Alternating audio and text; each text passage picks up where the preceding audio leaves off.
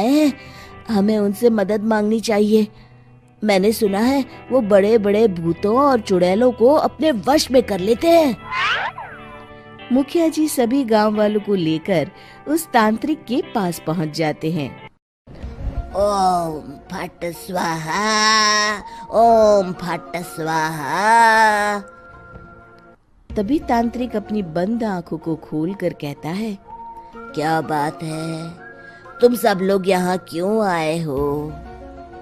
मुखिया जी उस तांत्रिक को सारी बात बता देते हैं। अच्छा, तो ये बात है। और तांत्रिक अपनी आंखों को बंद कर लेता है।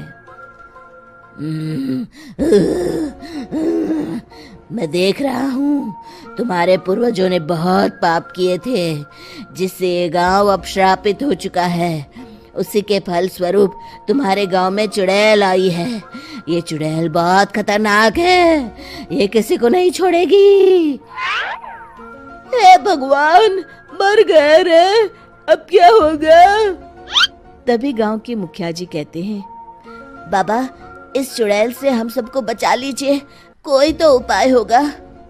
इसका सिर्फ एक ही उपाय है, सभी गांव वालों को बारी बारी हर दिन अपनी आधी फसल उस पहाड़ी के ऊपर बनी काली गुफा में छोड़ के आनी होगी।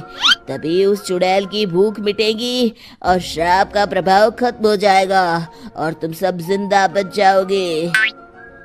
सभी गांव वाले उस तांत्रिक की बात को मान लेते हैं और वहां से चले जाते हैं। फिर अगले दिन से रोज उस गांव के लोग बारी बारी से अपनी आधी फसल उस काली गुफा के पास जाकर रखाते। कुछ दिनों बाद हरिया की बारी आती है। बाप रे, आज तो मेरी बारी है उस काली गुफा में जाने की। क्या करूं, वो तो बड़ी खतरनाक चुड़ैल है, मेरे तो हाथ पैर कांप रहे हैं। फिर हरिया डरते डरते अनाज की बोरियां अपनी बैलगाड़ी में लाद देता है। तभी हरिया की पत्नी उससे कहती है, देखो जी, संभल के जाना और किसी भी हालत में शाम होने से पहले वापस आ जाना। उस चुड़ैल का कोई भरोसा नहीं है जी। हरिया बैलगाड़ी में बैठते हुए कहता है, भगवान, मैं क्या वापस आऊंगा, लगता है अब तो मेरी खबर ही आएगी। इतना कहकर हरिया वहां से चला जाता है। रास्ते में जंगल से गुजरते हुए हरिया की बैलगाड़ी का एक चक्का बड़े गड्ढे में फंस जाता है।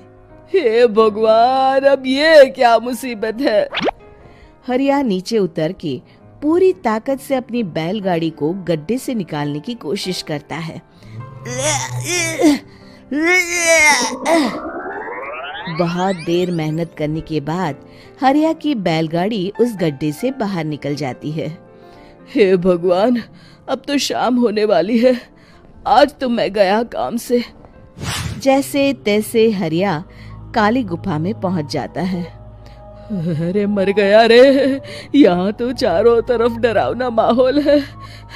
मैंने यहाँ आने में बहुत देर कर दी, कहीं चुड़ैल नाराज ना हो जाए। हरिया अनाज की बोरियां वहां रख के जैसे ही जाने लगता है, तभी उसे किसी के आने की आवाज सुनाई देती है। हरिया एक कोने में छुपकर अंदर देखने लगता है। चुड़ैल वहां आती है और फिर अपने चेहरे से नकली चुड़ैल का मुखौटा निकाल देती है। हरिया ये देख के हक्का बक्का रह जाता है। तभी चुड़ैल कहती है, भैया यहाँ आना, आज तो बहुत अनाज आया है, इसे मिलाकर अब हमारे पास ढेर सारा अनाज जमा हो गया है। कल ही हम इसे शहर में बेच आएंगे और माला माल हो जाएंगे। तभी अंदर से नदी के किनारे वाला तांत्रिक बाहर आता है। अरे, ये तो तांत्रिक बाबा है। हाँ, अब तो हम दोनों की जिंदगी मजे में कटेगी। गांव वालों को बेवकूफ बनाना इतना भी मुश्किल नहीं था। लोग तो तुम्हें सच में असली चुड़ैल समझते हैं। हाँ, तुमने सही कहा। अब ये गांव वाले चुड़ैल के डर से जिंदगी भर इस काली गुफा में अनाज पहुंचाते रहेंगे। अच्छा, तो ये बात है, ये दोनों पूरे गांव वालों को बेवकूफ बना रहे हैं। अभी जाकर सबको बताता हूँ। हरिया उन दोनों की पूरी बातें सुन लेता है और जल्दी से वापस गांव में आता है। गांव वालों को पूरी बात बता देता है। इससे पहले वो दोनों हमारा अनाज लेकर शहर जाए, हमें उन दोनों को पकड़ना होगा। उधर दूसरी तरफ नकली तांत्रिक और नकली चुड़ैल बनी औरत एक बड़ी गाड़ी में सारा अनाज लाद के वहां से निकलने की तैयारी कर रहे होते हैं। जल्दी करो, इससे पहले हमें कोई देख ले, हमें यहाँ से निकलना होगा। और तभी वो दोनों देखते हैं कि सामने से सभी गांव वाले अपने अपने हाथों में मशाल लेके आ रहे हैं। दोनों बुरी तरह डर जाते हैं। रुक जाओ, तुम दोनों का भांडा फूट चुका है।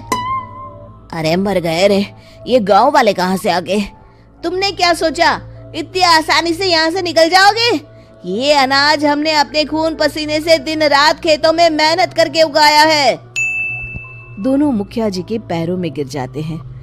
हमें माफ कर दीजिए, हम दोनों एक नंबर के कामचोर हैं, बिना मेहनत किए पैसे कमाना चाहते थे। हाँ, अब हम आगे से मेहनत मजदूरी करके पैसे कमाएंगे, हमें कुछ मत करना, हमें छोड़ दीजिए। इतना कह के दोनों गांव छोड़ के भाग जाते हैं और सभी गांव वाले फिर से खुशी खुशी रहने लगते हैं। शिक्षा, तभी तो कहते हैं कि किसी भी समस्या का समाधान केवल सूझबूझ से ही करना चाहिए और कभी हिम्मत नहीं हारनी चाहिए।